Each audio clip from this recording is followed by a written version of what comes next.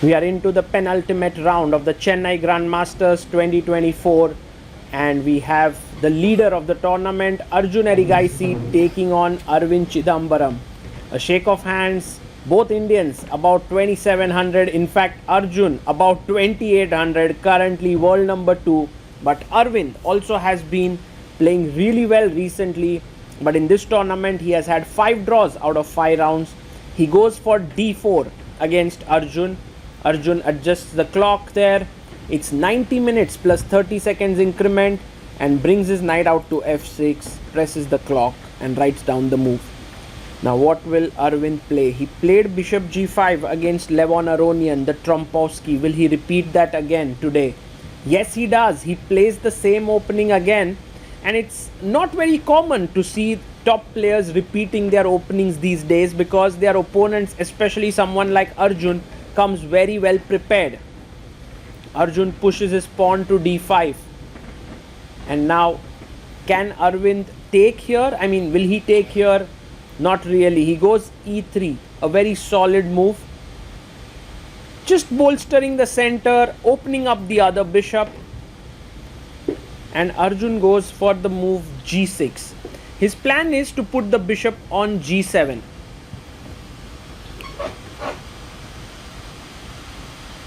And now the knight comes out to d2. This is all well known opening theory. And Arjun puts his bishop on g7. So Aravindh now, maybe knight f3 is the most logical move. He brings his knight out. So this is a very common setup in the London where you have this kind of triangular setup, but your bishop is on f4. In the Trompowsky, your bishop is on g5. Castles here by Arjun, and Aravindh puts his bishop on e2. You could also put your bishop on d3 here. That's also a playable way to go. But bishop e2. And now the pawn comes out to c5. So Arjun instantly hits the center. If you take here, then knight d7 followed by c5 is a good idea, and pawn to c3. So very solid structure here for white, and pawn to b6 played here by Arjun. He wants to maybe put his bishop on b7. Aravindh castles here, and now bishop comes out to b7.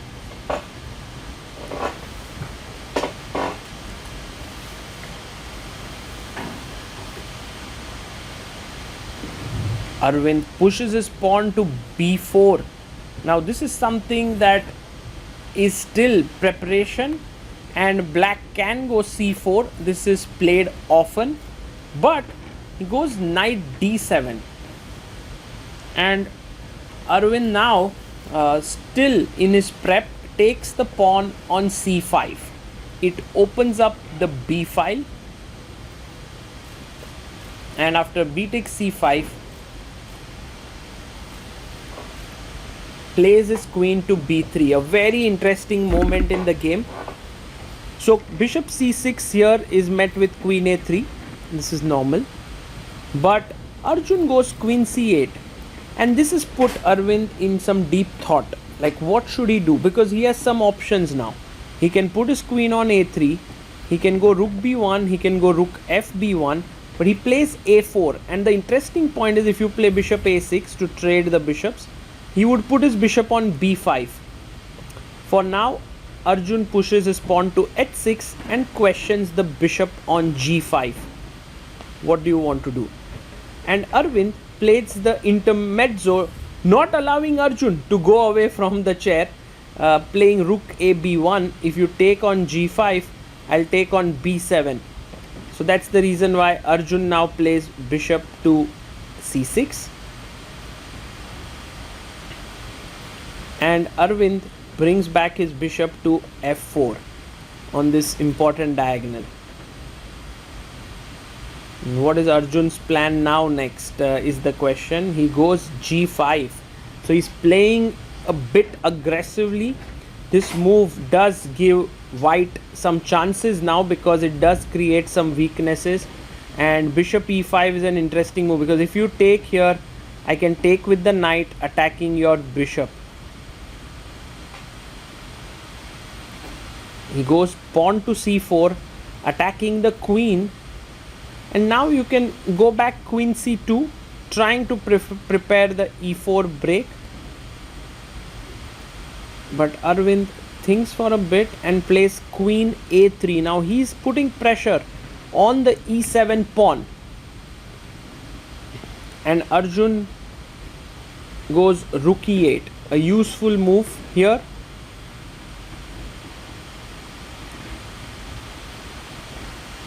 Now let's see how the game continues. g4 should be on the cards pretty soon, so Arvind plays h3, and now if you play g4, then after takes, you can just take here and white would be slightly better. So for now Arjun plays his bishop back to f8, and maybe he wants to go e6 and activate his bishop on this diagonal. Arvind plays the queen to a2, and this queen will attack c4 after e4 is played, or the queen can come to c2. Time wise, Arjun now down to 31 minutes after the move g4, attacking the knight on f3. And Arvind chops off the pawn, h takes g4, knight takes on g4.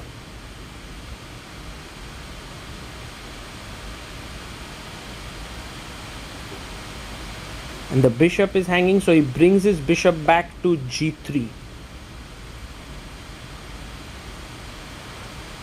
It looks a little bit tense position here. Black king also looks a bit exposed. The bishop is coming to g7.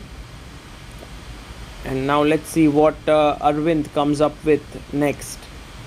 Rook fe1. I love this move. The idea is eventually to push forward with e4 in the position. So he's played rook fe1, and Arjun brings his knight to f8. He wants to go to g6. That is his idea. And he plays knight to h2. A very useful move. In fact, here knight h4 was also possible to attack here, but knight h2 is useful, just trading it off. And with every trade, white's position keeps getting slightly better, because black does have overextended pawns, weaknesses in his camp. You can just feel like these squares are a bit weak. Now bishop h2, and what will Arjun play next is the question.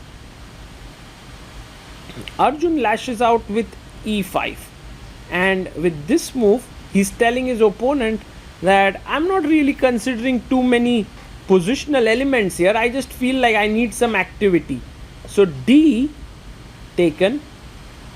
Arjun takes bishop e5. Bishop takes e5.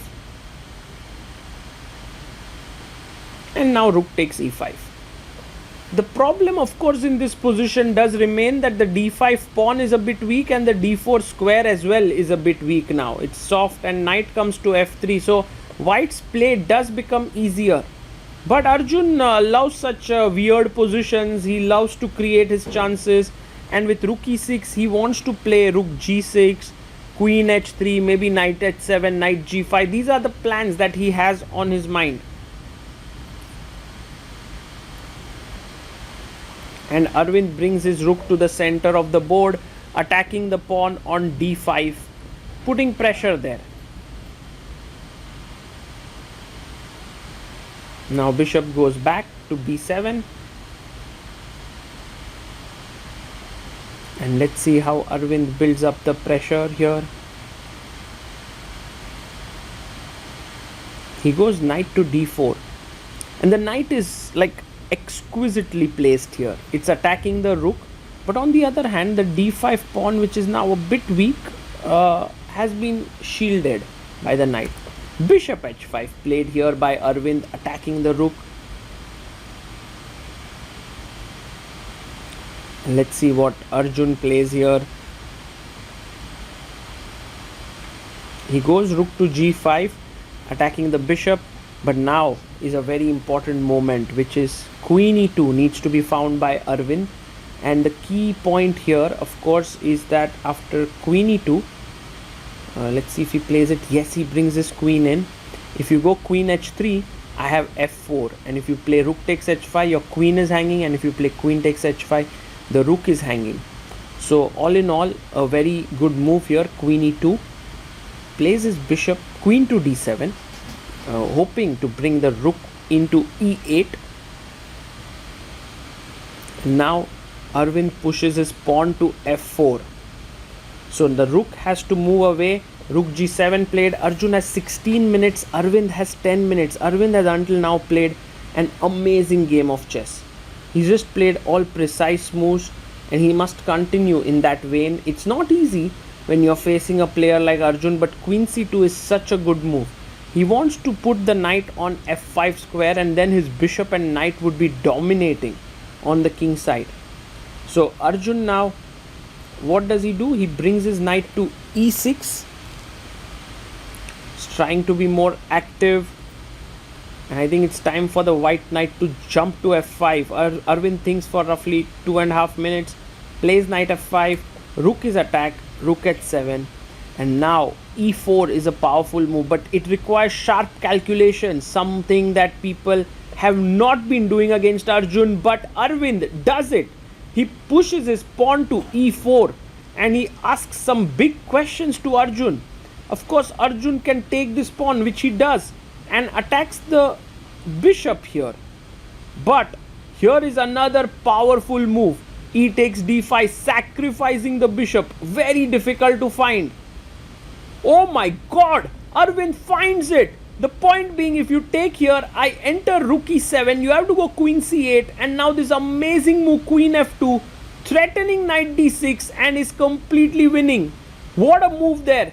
f6 immediately played by Arjun. He doesn't want the rook to come into e7. Bishop comes back by Arvind. He's threatening knight h6 check, picking up the queen. The queen moves back to d8. The position has sharpened considerably here, but what a brilliant e takes d5 move by Arvind. Now bringing the rook up, attacking the knight. The way in which Arvind is galvanizing his forces is just simply tremendous. The knight sits on a great square on d3, attacking the rook here, and Arvind places his rook on a very good square on f1. He's looking at this f6 pawn. Knight comes back to e5. The bishop is attacked. And do you want to really save the bishop? Bishop h3 played. He saves it and keeps his bishop on a good square. Now if you take on d5, that's really not a great idea. Knight e3, and you will lose the bishop. So Arjun plays king h8, moving his king to the side. But for Arvind, it's all about now coordinating his forces. He pushes his pawn to d6. The downside of this move is that the bishop opens up, but the upside is that the pawn is just an absolute monster there on the d6 square. Look at Arvind like a hawkeye looking at the position. He has only problem that he has is his time. He has 3 minutes 17 seconds, and now with the clock ticking down, he needs to be very, very careful about his time. He plays rook f4. I like how he's organizing his pieces on good squares. Rook comes to f4, and let's see what Arjun does. He activates his queen to g5. He's planning to bring the rook to g8 next.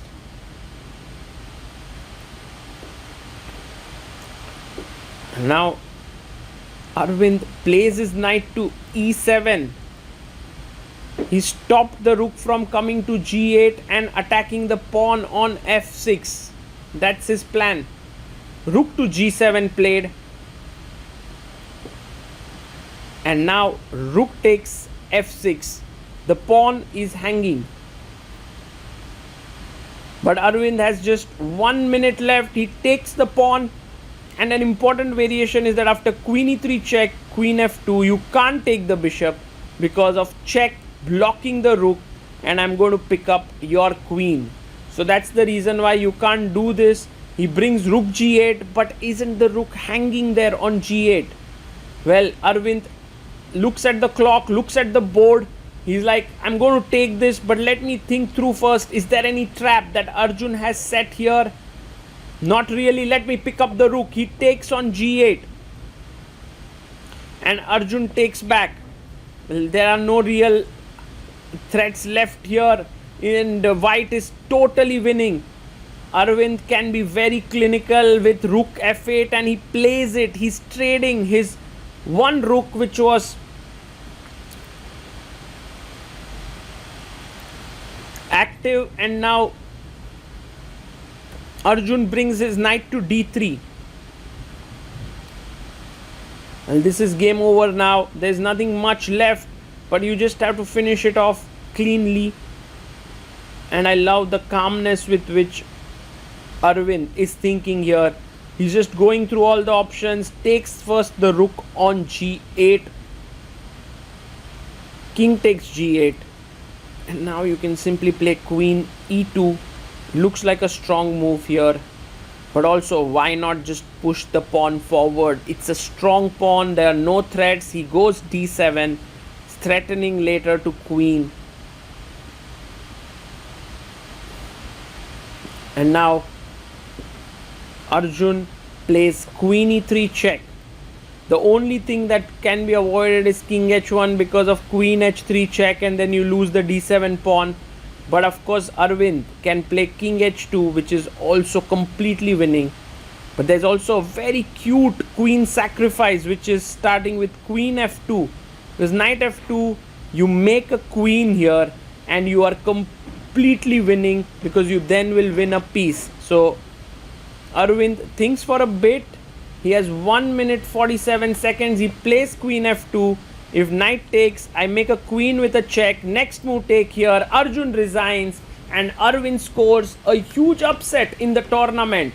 The top seed and world number 2 Arjun Erigaisi has been stunned by the latest entrant in the 2700 zone of Indian chess. Aravindh Chithambaram has scored a massive win. The local boy from Chennai has done it, and now he's just half a point behind the leaders in this tournament, Aronian and Arjun. Who knows, he might try and fight for the top spot tomorrow. But for now, kudos to Aravindh for playing a fearless game to beat Arjun, and this is a big result which has thrown open the tournament.